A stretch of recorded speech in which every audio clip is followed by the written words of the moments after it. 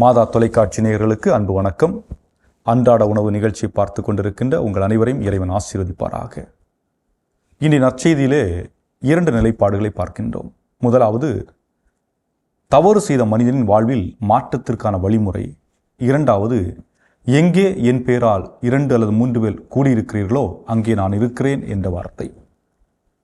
முதலாவதாக பார்க்கின்ற பொழுது, எனக்கும் என் சகோதரர் அல்லது நண்பர் அல்லது என்னோடு தொழில் செய்பவர் அல்லது கணவன் மனைவியிடையே மனத்தாங்கலோ சண்டையோ ஏற்பட்டால் சண்டையிடாமல் அந்த நபர் நிதானமாக இருக்கும் நேரம் பார்த்து சென்று அவர்கள் தவறை சுட்டி காட்டுங்கள்.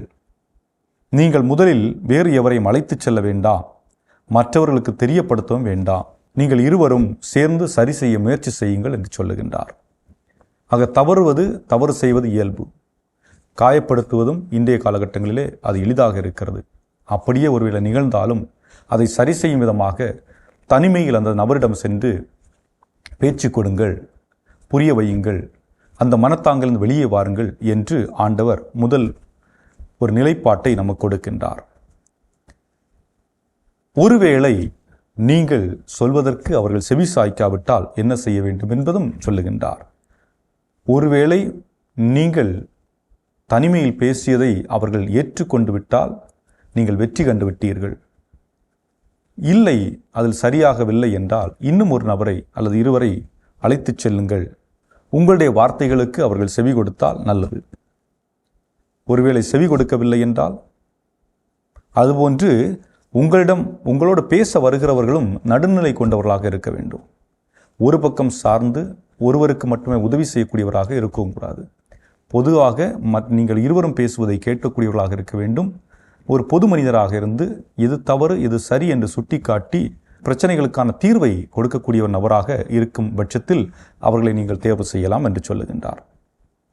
ஒருவேளை இதிலும் செவி கொடுக்கவில்லை என்றால் திருச்சபையில் அறிவியுங்கள் என்று சொல்லுகின்றார். காரணம், திருச்சபை என்பது வழிபாடு தலம் மட்டுமல்ல, மாறாக துயரத்தில் இருக்கும் மனிதனின் காயத்தை குணப்படுத்தும் வேலையும் திருச்சபைக்கு இருக்கிறது.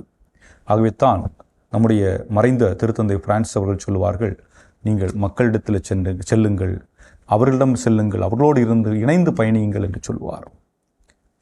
இறுதியாக 4வதாக பார்க்கின்ற பொழுது, திருச்சபைக்கும் அவர்கள் அடிபணியவில்லை என்றால் என்ன செய்யலாம்? அவர்கள் புற இனத்தாராக கருதப்படுவார். அதாவது மனம் மாற தொடர்ந்து மறுக்கும் மனம், கடவுளை விட்டு திருச்சபை விட்டு உறவுகளை விட்டு விலகி நிற்கும் ஒரு மனம். ஆனால் அதற்காக அந்த நபர்கள் புறக்கணிக்கப்படுவார்களா என்றால் இல்லை. மாறாக அவர்கள் மீது வெறுப்புண்டா? இல்லை. ஆனால் அதே நேரத்தில் நாம் அவர்களை காத்து கொண்டிருக்கிறோம். அதாவது ஒருவர் திரு அவையை விட்டு விலகி இருந்தாலும் இன்னும் நாங்கள் அவரை நேசிக்கிறோம், அவருக்காக ஜெபிக்கிறோம், அவர்கள் திரும்பி வரும் நிலை எதிர்நோக்கி காத்திருக்கிறோம் என்பதுதான் திருச்சபையினுடைய தெள்ள தெளிவான சிந்தனை. அதுபோன்று 2வது பகுதியை பார்க்கின்ற பொழுது, நற்செய்தியின் 2வது பகுதியை பார்க்கின்ற பொழுது, எங்கே 2 அல்லது 3 பேர் என் பெயரால் கூடியிருக்கிறீர்களோ அங்கே நான் இருக்கிறேன் என்று ஆண்டவர் சொல்லுகின்றார். இன்று குடும்பம் என்று எடுத்துக்கொள்வோம். குடும்பத்திலே 2 அல்லது 3, 4 பேர் இருப்பார்கள். அந்த உங்களுடைய குடும்பத்திலே எல்லாரும் இணைந்து ஒரு குறிப்பிட்ட நேரத்திலே நீங்கள் ஜெபித்து கொண்டிருக்கிறீர்கள் என்றால் அங்கே இறைவனுடைய பிரசன்னம் இருக்கிறது என்ற பொருள். ஒருவேளை அதில் ஒருவர் மட்டும் தவறி அவர் வர விரும்பவில்லை, அவர் ஜெபிக்கவில்லை என்றால் நிச்சயமாக அங்கே குழப்பங்கள் வருவதற்கு வாய்ப்பு இருக்கிறது. காரணம், 3 பேர் விரும்பி ஜெபித்து கொண்டிருப்பீர்கள், ஒருவர் தடங்கலாக இருக்கலாம். ஆகவே இணைந்து ஜெபிப்பது என்பது குடும்பத்திற்கு இறை பிரசன்னத்தையும் இறை அருளை கொண்டு வரக்கூடிய ஒரு நிலையில் இருக்கின்றது. ஆக அந்த நிலையில் அந்த இறை பிரசன்னம் நிரம்புவதற்கு நாம் தடையாக இருக்கின்றோம் என்றால் அதற்காக நாம் இறைவனிடத்திலே அவருடைய அருளையும் ஆற்றலையும் கேட்க வேண்டிய ஒரு நிலையில் இருக்கின்றோம். ஆகவே அன்புக்குரியவர்களே, இறுதியாக பார்க்கின்ற பொழுது பழி வாங்கக்கூடிய உணர்வு நமக்கு தேவையில்லை. பிரச்சனைகளை தீர்ப்பதற்கு தாழ்ச்சியோடு தைரியத்தோடு நாம் அணுக வேண்டும் என்று ஆண்டவர் வலியுறுத்துகின்றார்.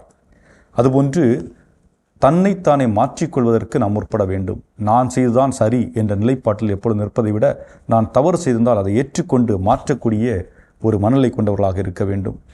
பிரச்சனைகள் தீர்ந்த பிறகு சூழல் சரியாகும் நிலையில் இருக்கின்ற பொழுது அதற்கு பிறகு நாம் எப்படிப்பட்ட நிலையை நோக்கி செல்ல வேண்டுமோ அந்த நிலையை நோக்கி நாம் செல்லக்கூடியவர்களாக இருக்க வேண்டும். அதுபோன்று திரு அவையில் பிரச்சனைகளுக்கு தீர்வு காண உதவும் குருக்கள், பெரியவர்கள் இவர்களை மதிக்க கற்றுக்கொள்ள வேண்டும். அதுபோன்று சேர்ந்து ஜெபிக்க வேண்டும். இவ்வாறு நாம் செய்கின்ற பொழுது நிச்சயமாக இறையருள் ஆற்றலும் நமது இல்லத்திலும் நம்முடைய உள்ளத்திலும் இறங்கும். என்றும் வாழும் எல்லாமல்ல இறைவா, பல நேரங்களிலே பிறர் செய்யும் குற்றங்களை மட்டுமே நாங்கள் கண்டுணர்ந்து அவர்களை காயப்படுத்துகின்றோம். எங்களுடைய தவறுகளை ஏற்று மனமருந்த தயங்குகின்றோம். இந்த நிலையிலே என் தவறு எது என்ற உணர்வை நான் உணர்ந்து வாழவும், என் தவறிலிருந்து மாற்றத்தை கொண்டு வந்து சமுதாயத்திற்கும் என்னுடைய குடும்பத்திற்கும் ஒரு எடுத்துக்காட்டான ஒரு வாழ்வு வாழக்கூடிய அருளை மாற்றையும் அளித்தருள எங்கள் ஆண்டவராய் கிறிஸ்து வழியாக மன்றாடுகின்றோம். ஆமென். இயேசுவுக்கே புகழ், இயேசுவுக்கே நன்றி. மரியே வாழ்க.